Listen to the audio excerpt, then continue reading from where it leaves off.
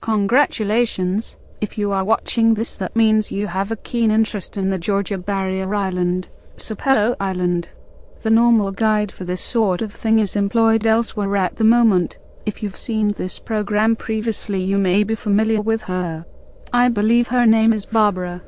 But don't feel shortchanged. I will be assisted in this tour by the Treptow family, a very loving and adventurous group.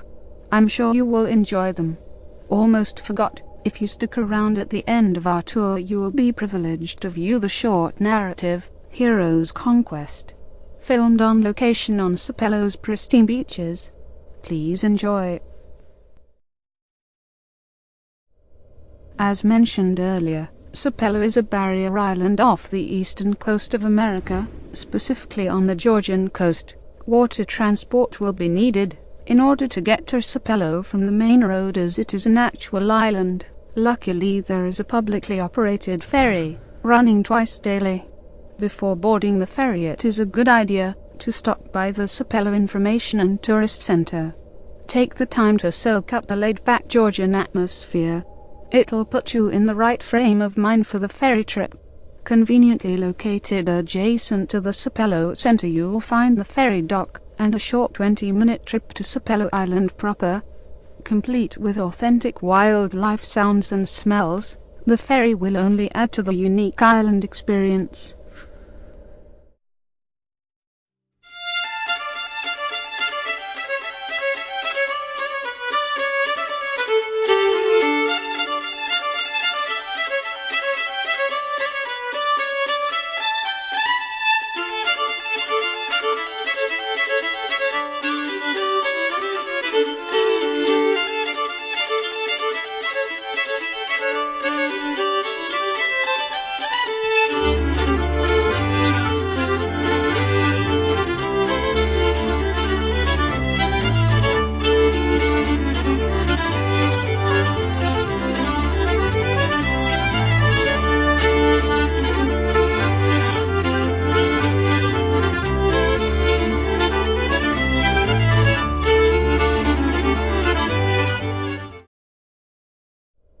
Attention! It is necessary to plan ahead when visiting Sapelo. If you plan to spend more than one day, you'll have to be invited as a guest of one of the 47 residents.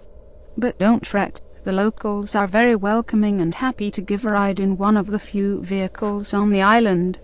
The closest thing to gridlock is a handful of bicycles on the road. While ground transport is limited, there are a number of places to rent bicycles from, if you would wish to take the Autobahn to the manor, lighthouse, or beach. We're on Sapelo Island, and it's amazing. It's like Lord of the Rings with pavement.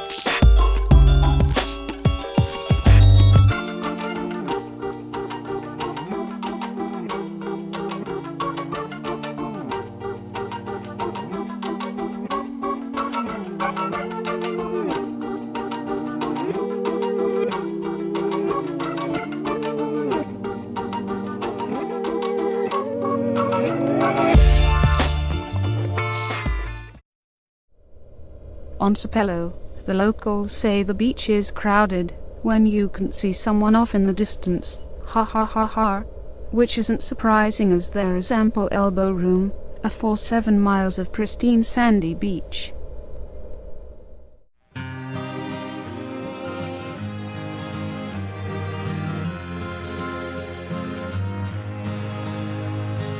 climbed up a mountain and looked off the edge at all of the lives that I never have led.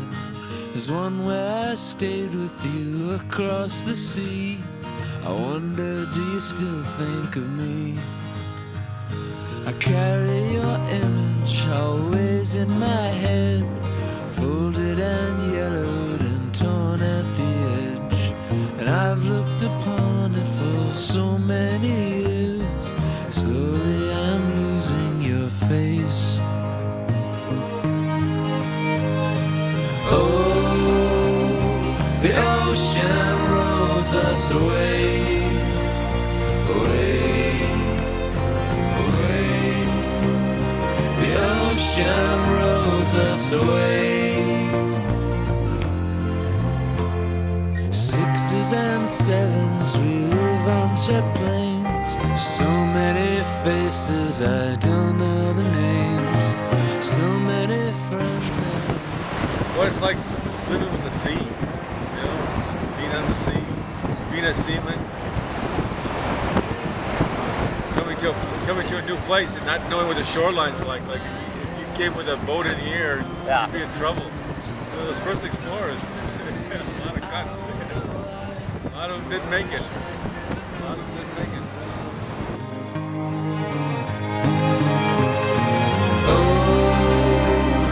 The ocean rolls us away, away, away. The ocean rolls us away. Oh, the ocean rolls us away, away, away. The ocean rolls us away.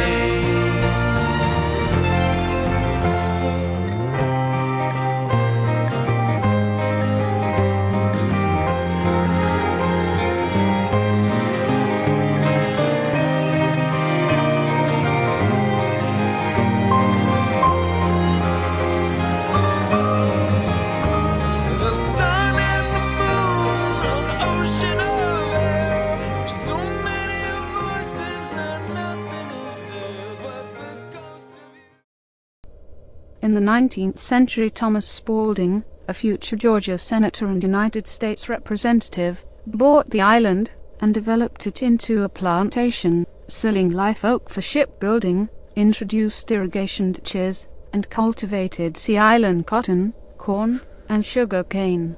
Spalding brought 400 slaves to the island from West Africa and the West Indies to work the plantation and build what would become the Spalding Mansion. After slavery in 1912, Howard E. Coffin purchased all of the island, save for the land owned by the former slaves. Like Spalding, Coffins embarked on numerous projects. Miles of shell-covered roads were laid, creeks were bridged, old fields were cultivated, and large tracts were set aside for cattle grazing. The Coffins also renovated and enlarged the Spalding House, creating an island paradise unsurpassed on the coast. Former Presidents Calvin Coolidge and Herbert Hoover, as well as aviator Charles Lindbergh, were guests in the mansion. R.J. Reynolds Jr., of Reynolds Tobacco, bought Sapelo during the Great Depression in 1933 and continued the tradition of agricultural experimentation of the previous owners. In 1965, Reynolds' widow sold their property to the state of Georgia, and the mansion takes its name from its final private owner. The Atlantic Surf constantly changes and redesigns the undeveloped shoreline, and the salt marshes around Sapelo and disturbed sand dunes represent a unique ecosystem found only along the barrier islands. On the extreme southern tip of the island, Sapelo Lighthouse stands as the remaining sentinel of a bygone era, watching over Doughboy Sound and the Atlantic Ocean. Once crowded with commercial vessels, the sea lanes are now plied primarily by pleasure craft, and the restored 80-foot lighthouse serves a mostly symbolic role, after a steel tower outfitted with modern navigation aids was erected nearby as a replacement. The original lighthouse was first erected in 1820. Damaged several times by hurricanes over the years, it was eventually replaced and then deactivated in 1933. I hope you have found our tour both enlightening and entertaining. Sapelo is certainly a great place, whether for your family vacation, romantic getaway, survival training, corporate retreat, or supermodel photo shoot, and many more fun-filled activities. We must also thank the Treptow family.